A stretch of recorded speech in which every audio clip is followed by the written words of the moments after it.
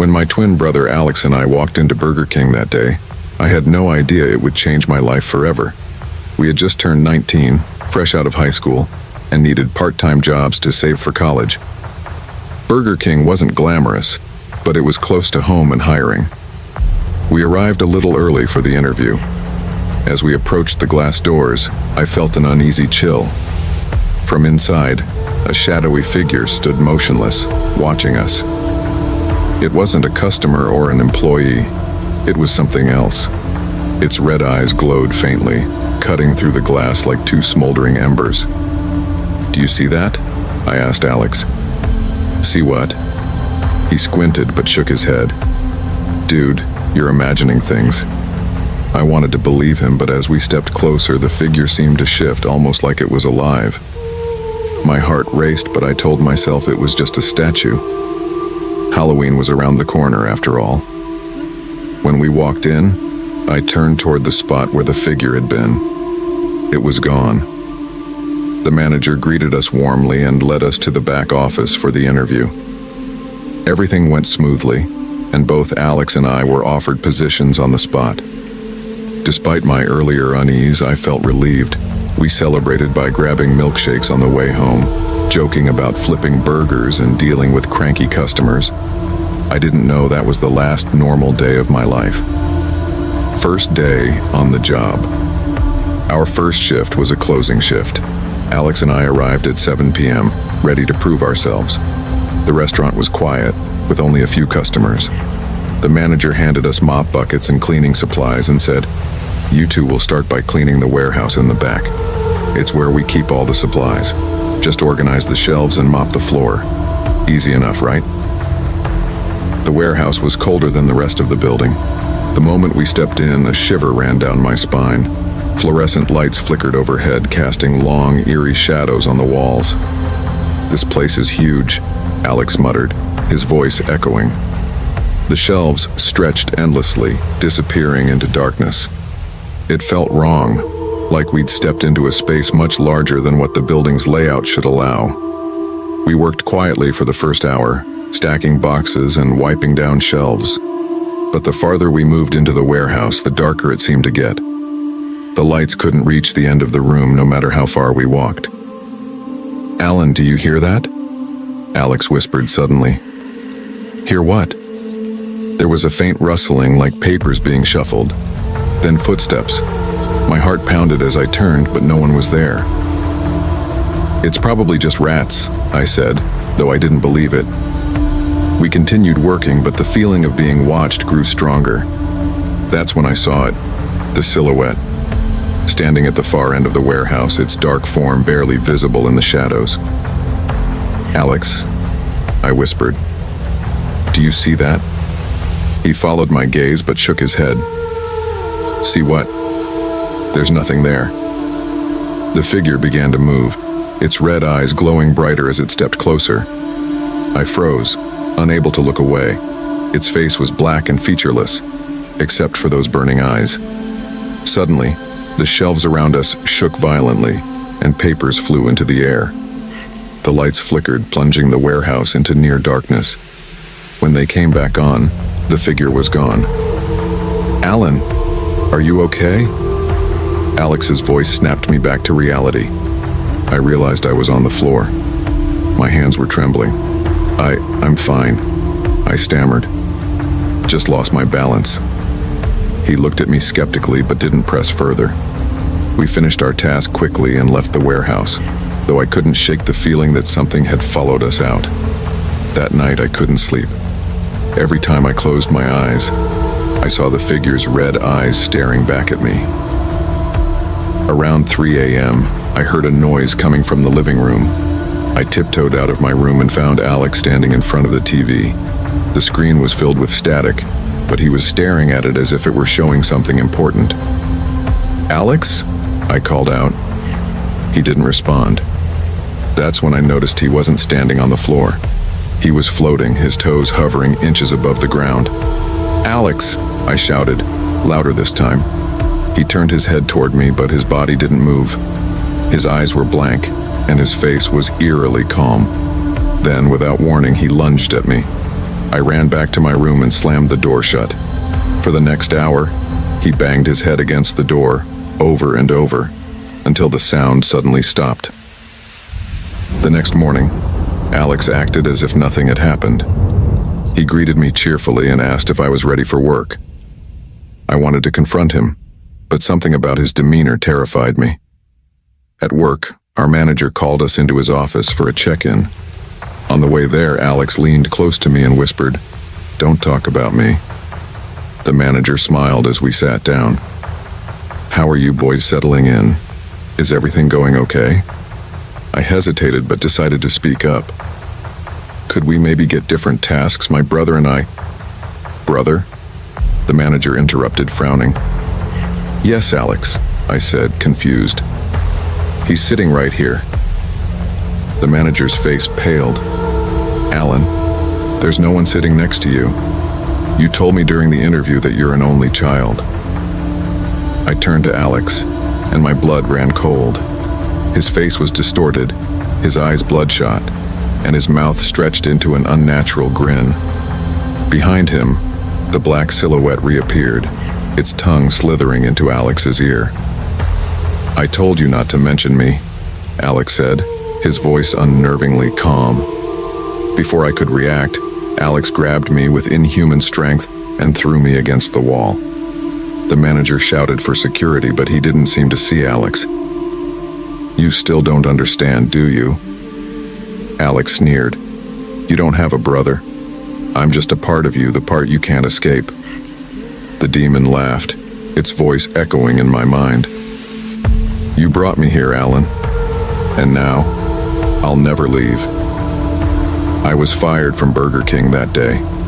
Since then, I've tried to piece together what happened, but nothing makes sense. Some nights I wake up laughing uncontrollably, my voice echoing in the darkness. When I look out the window, the demon is there, standing in the shadows. It doesn't come inside. It doesn't need to. It knows I'll never escape. Was Alex real? Or was he always a figment of my imagination? The truth no longer matters, because now the demon is part of me.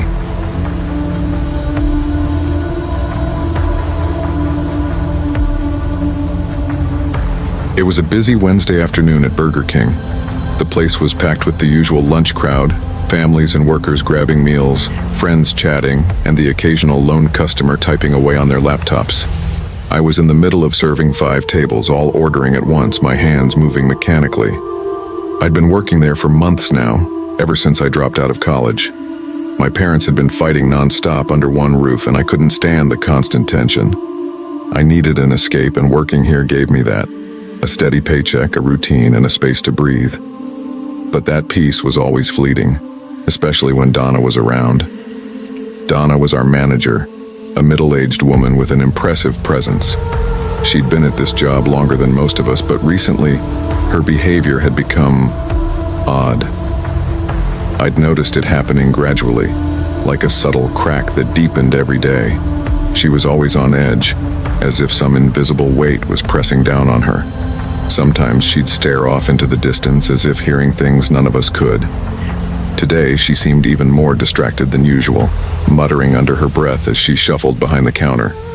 I had just finished serving a particularly demanding group when I noticed her standing there, her eyes unfocused, her lips barely moving.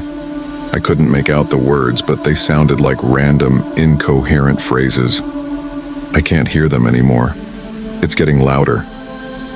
I froze, watching her for a second. Was she okay? At that moment, Riley, one of my co-workers, approached me, her face tight with concern. "Is Donna all right? She's been acting strange all week." "I don't know," I whispered back, keeping an eye on Donna. "I think something's off."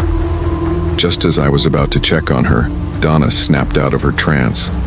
Her eyes suddenly widened, and her lips twisted into a grin that didn't reach her eyes.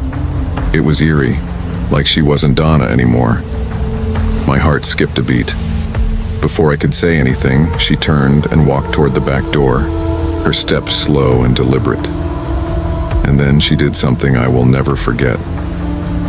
She closed her eyes, the smile never leaving her face, and began crossing the street outside. "Donna," I called, but she didn't hear me. She just walked, her steps growing more erratic. I stood there frozen, not knowing what to do. Then she did something even stranger. She began to swing her arms in slow, jerky motions, like she was performing some kind of ritual. I couldn't tear my eyes away. The streets were bustling with cars, people walking by, yet Donna didn't seem to care. She was too focused, her smile widening with each step. I pulled out my phone, trying to capture a video of her bizarre behavior, just when she suddenly stopped. She turned her head slowly, locking eyes with me, and that was when the hairs on the back of my neck stood up. Her eyes were completely black, no trace of the Donna I knew. I quickly lowered my phone, too shaken to record any longer. And then, she did the unthinkable. She started running into traffic, eyes still closed. My heart raced, panic flooding my chest. Without thinking, I bolted out of the restaurant and ran toward her, my legs carrying me faster than I'd ever run before. But by the time I reached the curb, Donna had already crossed the street. The moment I saw her, she spun around, now facing me, the sickening grin still plastered across her face. I stopped in my tracks, fear creeping up my spine. I called out to her, "Donna, what are you doing? You're scaring me. Come back." But she didn't listen. Instead, she started shaking her head rapidly, like a person in the throes of a seizure. Her lips started to mutter something else, barely audible. "Break you. Finish you. You can't escape me." And then, in a split second, she darted back toward the door of the restaurant. She pounded on it furiously, slamming her fists against the glass with a force I never thought she was capable of. The entire restaurant went silent.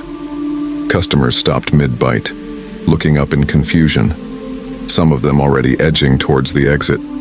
I stood frozen, too terrified to move. The restaurant door was shaking, and Donna's voice came through in short, wild bursts.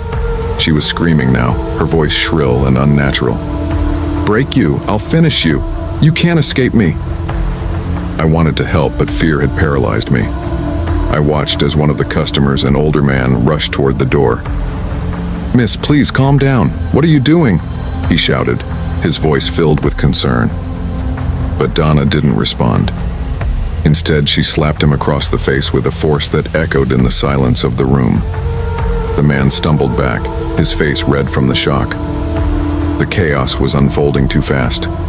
Riley, our most level-headed employee, grabbed the phone and began dialing 911, her hands trembling. But Donna, now inside, wasn't done. She moved toward the counter, jumping over it with ease, her body moving like a wild animal. She began stomping on it, her footfalls pounding the counter as she continued to chant in an eerie sing-song voice. The itsy-bitsy spider climbed up the water spout. Her words made no sense. She looked like she was possessed, and I wasn't sure if I could even comprehend what was happening. My stomach churned as I watched her. Suddenly, she spun around and ran towards Riley, who had been sitting at a table near the back, talking to our boss. Donna leaped at her with a speed that was almost unnatural, knocking her out of her seat. Riley screamed in terror, but Donna didn't let go. Her grip tightened on Riley's shirt, pulling her up from the table as if she weighed nothing. Then, she pulled Riley close to her face and growled like an animal. "I'm going to crush you like a spider, you filthy woman," Donna hissed, her voice a distorted, guttural sound. Riley screamed again, this time more urgently, and two men rushed to help. They tried to pull Donna off, but her strength was terrifying. She shook Riley violently, her eyes locked on hers, and her face contorted into something unrecognizable. The room was in chaos. Customers were crying, some hiding under tables, others running for the exit. And still, Donna didn't stop. It wasn't until the women of the restaurant, our only hope at that point, jumped in. We worked quickly, pulling Donna away from Riley, holding her down. It wasn't easy. She was still flailing, kicking, and even spitting at us. But we knew we had to stop her before someone got seriously hurt. When the police arrived, Donna was subdued, but her mind seemed lost. She was sobbing uncontrollably as they handcuffed her, her voice high and desperate. "Please let me go home. I haven't slept in so long. I hear the voices. They won't stop. They're everywhere," she cried, her words a jumbled mess. As they took her away, the restaurant fell into a stunned silence. No one knew what to say. Donna, the manager we had known for so long, was gone, replaced by a woman we didn't recognize, a woman whose mind had shattered. Days later, we heard whispers about Donna's life. Her husband had cheated on her, and it had driven her to the brink. Her family said she had been spiraling for months, but none of us had seen the signs. We had no idea how far gone she was until it was too late. I'm still working here. It's strange. I sometimes wonder if Donna will ever come back, if she'll ever return as the woman we once knew. I hope she does. And if she's out there, Donna, I hope you're getting the help you need. Please take care.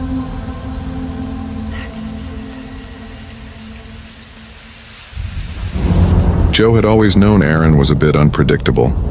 They'd been together for over 3 years, and while the routine wasn't glamorous, it was theirs. But tonight felt different. Aaron had asked Joe to dinner, and while Joe wasn't expecting a fancy night, something about the way Aaron had insisted they go out made Joe wonder if he should prepare for something more. But as Aaron pulled into the Burger King parking lot, Joe's hopes sank. "Is this it?" Joe asked, raising an eyebrow. The headlights of Aaron's car cut through the darkness, casting a sterile glow on the familiar fast food sign. Aaron didn't meet his gaze. "Yeah, I just wanted something quick."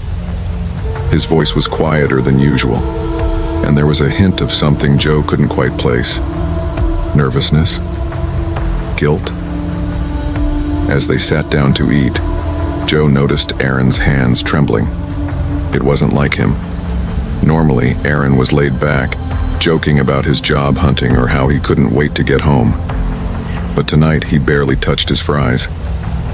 Joe had never seen him this nervous. It was unsettling. "Aaron, talk to me," Joe pressed, his voice low.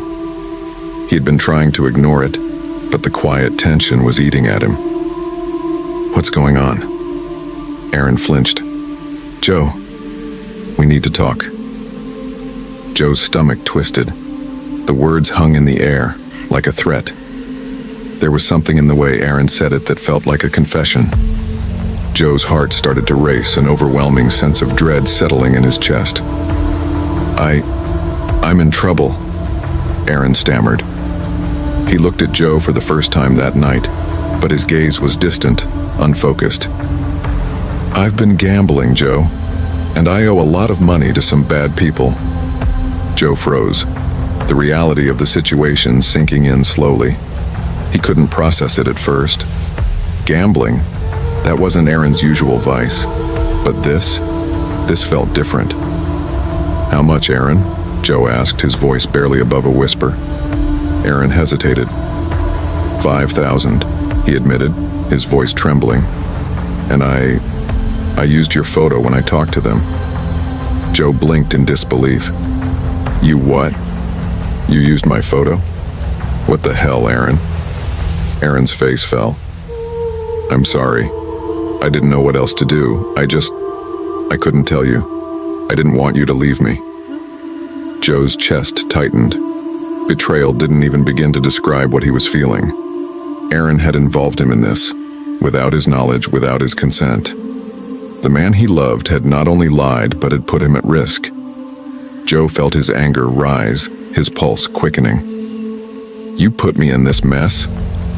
Joe's voice was shaking now, but it wasn't just rage. It was disbelief. "You put my photo in front of these people? And you never thought to tell me?" "I didn't want you to get hurt," Aaron whispered. "But now, they're coming for me." Joe stared at him, his anger beginning to shift into something darker, something terrifying. This wasn't just a stupid mistake. Aaron had made a choice, a dangerous choice, and now Joe had to live with the consequences. Before Joe could say another word, Aaron's gaze snapped toward the window. his face drained of color. "They're here," he whispered, barely audible. Joe followed his gaze. A black van had just parked outside, and 3 men were getting out. They were huge, bigger than Joe could have imagined. His stomach dropped, and for a moment, the world around him seemed to blur. They're the ones I owe," Aaron stuttered. "They came for the money, and if I don't pay, they'll..." Aaron trailed off, unable to finish. Joe's heart pounded in his chest. This wasn't just a conversation anymore. This was real, and it was happening fast. The door to the restaurant opened, and the men walked inside, their footsteps echoing off the tiled floor. Joe could feel the air get thicker, suffocating. The men didn't waste any time. They moved straight toward Joe and Aaron. One of them was taller than the others, wearing a leather jacket that looked far too expensive for a fast food restaurant. He stopped at their table, and Joe couldn't tear his eyes away from the crowbar strapped to his waist. "Joseph Carter?" the man asked, his voice sharp. Joe's stomach twisted. He didn't answer immediately. His throat was dry, his pulse racing. This wasn't happening. This couldn't be happening. "What do you want with me?" Joe asked, his voice barely a whisper. The man didn't answer right away. He just stood there, his cold eyes scanning Joe like a predator sizing up its prey. Aaron's voice cracked beside him. "Joe, just let them take me. Please." "No," Joe said, his voice firm despite the fear clenching his gut. He was shaking, but he wasn't about to let Aaron take the fall alone. "I'm not going anywhere." The man narrowed his eyes. "You're going to make this hard, huh?" Aaron's voice trembled again. "Joe, Before Aaron could finish, one of the other men grabbed Joe's shoulder and shoved him back into the booth, the force making him gasp for breath. He was pinned, unable to move. The man who had spoken before stepped closer. "You don't have a choice, Joe, you owe. And these things don't go unpaid." Joe could feel his heart in his throat now. There was no running. There was no bargaining. There was only the suffocating reality of the situation. But something in Joe snapped. It wasn't just fear, it was anger. Anger that Aaron had done this to him. Anger that he was being dragged into this chaos, unable to escape. "I'll pay," Joe said, his voice shaking but resolute. "Just don't hurt Aaron." The men paused. Joe's words hung in the air. He wasn't sure if he was doing the right thing, but it was all he could think of to protect Aaron, to protect himself.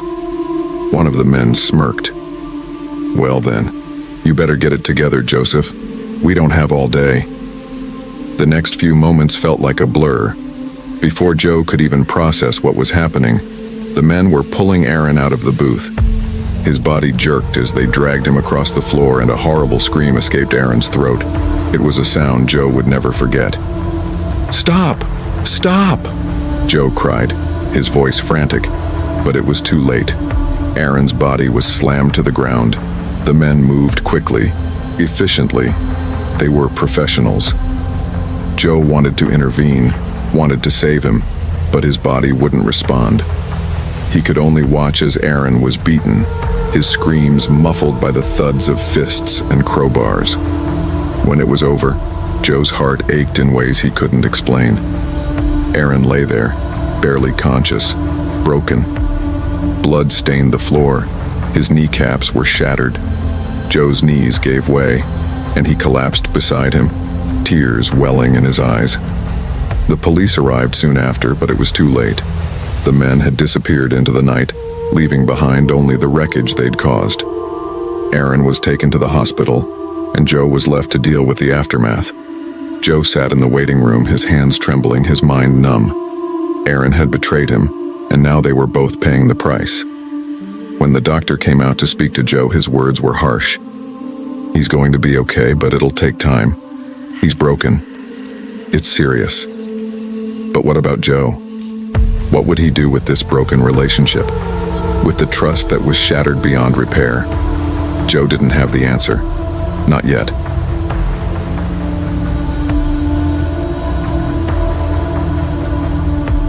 It was a warm October evening, unseasonably so.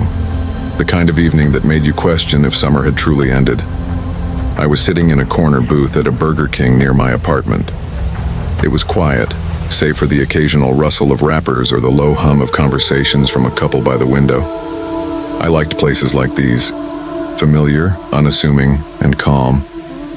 After everything I'd been through as a cop, I craved moments where the world felt simple, even if just for a while. The girl behind the counter, Sarah, her name tag read, was wiping down the same spot on the counter for the umpteenth time. She looked young, probably early 20s, and carried the nervous energy of someone new to the job. The bell above the door jingled and he walked in. At first glance, he didn't seem out of place. Tall, lanky, dressed in a long trench coat that swayed as he moved, but something about him was off. His hair was disheveled, sticking to his face as though he'd been walking in the heat for too long. His gait was slow, deliberate, like every step required effort. He stopped just inside the door, his eyes scanning the room. When they landed on me, a shiver ran down my spine.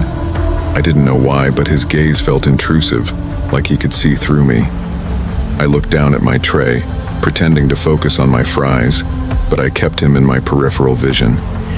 He shuffled to a table near the counter, his movements almost mechanical. Sitting down, he placed his hands flat on the table, fingers twitching slightly. Sarah noticed him and hesitated before speaking. "Hi there. Can I get you something?" The man mumbled something inaudible.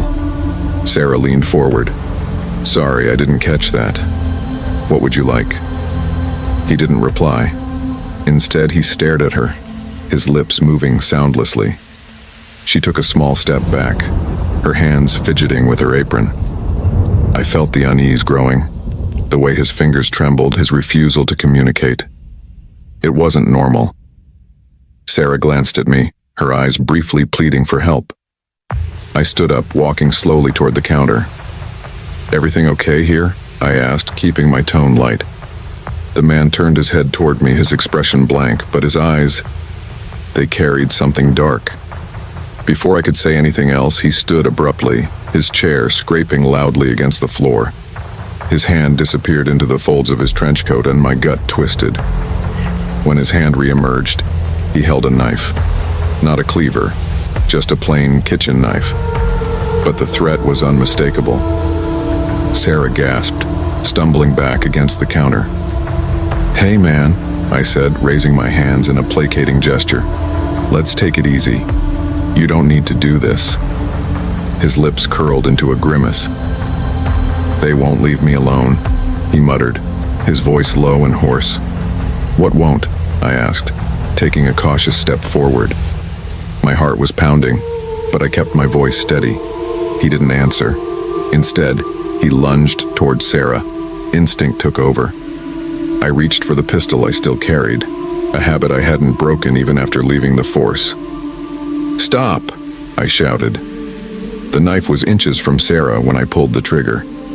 The shot echoed in the small restaurant. The man fell, the knife clattering to the floor beside him.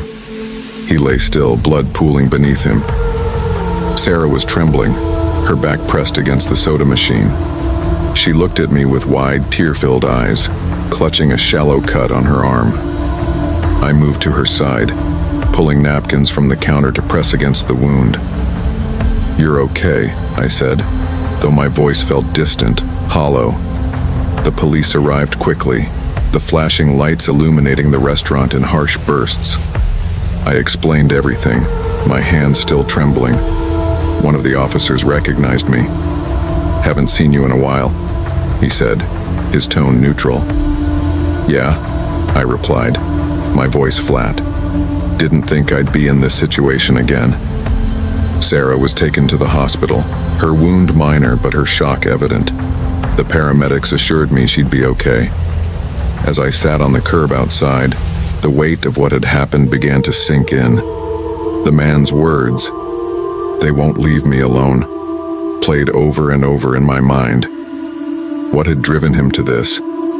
Was it mental illness, desperation, or something else entirely. I'd acted on instinct, just as I'd been trained to do. But as I stared at the dark stain on the restaurant floor, I couldn't shake the guilt. Another life lost, and I was the one who pulled the trigger. Months later, I found myself back at the same Burger King. Sarah wasn't working that night, but her manager mentioned she was doing better. She'd even asked about me, wanting to thank me for what I'd done. I wasn't sure how to feel. Had I saved her life? Yes. But at what cost?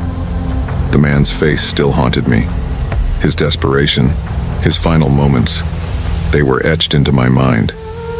I couldn't help but wonder if there was something I could have done differently. The world outside moved on, just as it always did. But for me, that night remained. A stark reminder of the shadows we all carry, and the choices we make to keep them at bay.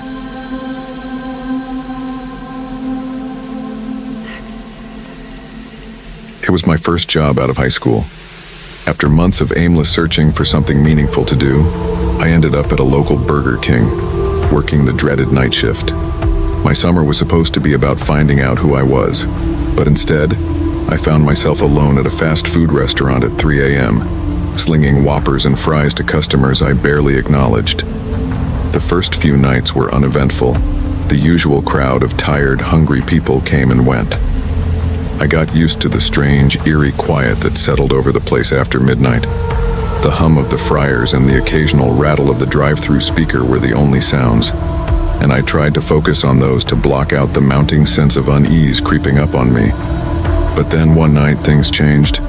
By the second week, I had gotten used to the regular customers who came through. Most of them were just looking to fill the quiet hours with a burger and fries, and I didn't think much of them. But there was one man, the man in the leather jacket, who caught my attention. He came in nearly every night, always around 2 a.m. His face was hard to read. Dark eyes, a little scruffy, and a deep line etched across his brow like he hadn't slept in years. He would always order the same thing: 2 Whoppers with cheese, no pickles, a large soda. He never deviated. At first I thought it was just a coincidence, but after a few shifts I realized it was part of a strange routine. What unsettled me most was how he didn't speak much. But when he did, his voice had a sharp edge to it, like a person who didn't expect any warmth or kindness in return. I would hand him his food through the window and he'd take it, his gaze lingering on me a little too long. I couldn't shake the feeling that something wasn't right. One night, I noticed a car parked across the street from the restaurant. It was an old sedan, rusted and dirty. The headlights were off, but it remained there for hours, unmoving. The same car appeared night after night, parked in the same spot. I mentioned it to one of my co-workers, but she laughed it off. "It's just some weird regular, probably someone with nowhere else to be," she said with a shrug. But I couldn't shake the feeling that the car wasn't just there to park. It was watching the restaurant. And that's when I began to feel like someone was always watching me. The man in the leather jacket was often seen walking across the street to the car. He didn't seem in a hurry, just lingering. I watched him one night, standing next to the sedan, staring into the restaurant. His eyes never left the window, even as the driver remained hidden behind the dark tinted windows. I wanted to call the police, but it felt silly. After all, he hadn't done anything wrong. Not really. But then one night, something shifted. It was a slow night, the kind where everything seemed too quiet, and the minutes dragged on endlessly. It was already after 2 a.m. when I saw the man walk up to the back entrance of the Burger King. It was locked, of course, standard procedure. But for some reason, tonight, he didn't walk away. He stood by the door for a long while, staring inside.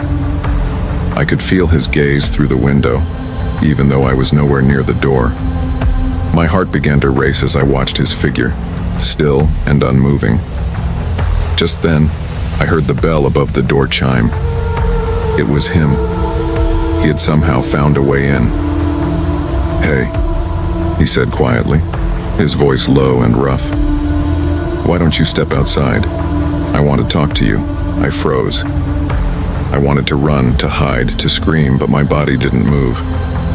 It felt as though my legs were cemented to the floor. I was alone, the restaurant empty except for him, and everything inside me screamed to stay away from him. "I'm busy," I said, forcing the words out of my mouth. I wasn't sure if I was trying to convince him or myself. "You don't look busy," he said with a sickly grin, taking a slow step forward. "Just come outside, I won't bite." I turned quickly, grabbing the phone from the counter and dialing 911. My hands were shaking, and the operator could hear it in my voice. "I think I'm being followed," I whispered. "There's a man. He's in the restaurant. I need help." The call ended abruptly as the man stepped into view from behind the counter, his grin wide, but his eyes colder than ice. "I thought you'd be smarter than that," he sneered. "What do you think the cops are going to do?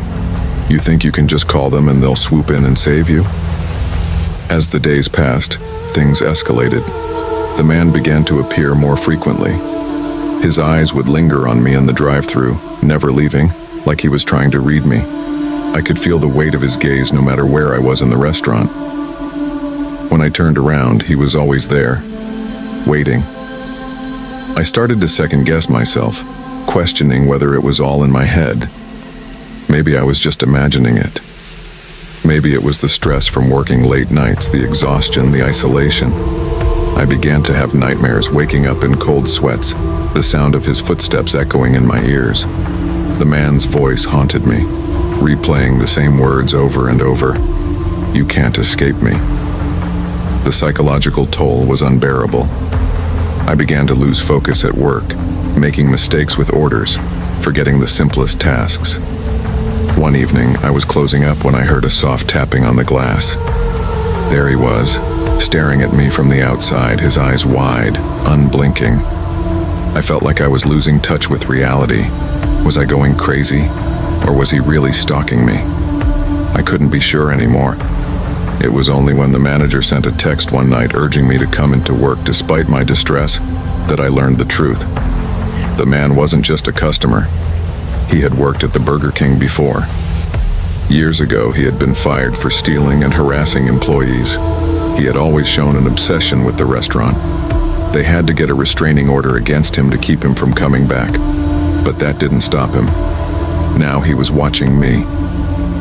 One night, the man didn't just stare from outside the restaurant. He came inside again. I could hear his footsteps echoing from the back as he walked toward me. I had to act fast. He was getting closer, and I couldn't run. I couldn't let him win. "I know what you want," I said, trying to sound calm, though my heart was pounding. "I'm not afraid of you anymore."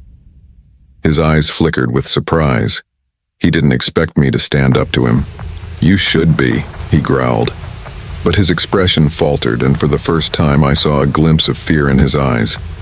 The last time I saw him, he was escorted out of the building by police, handcuffed and swearing under his breath.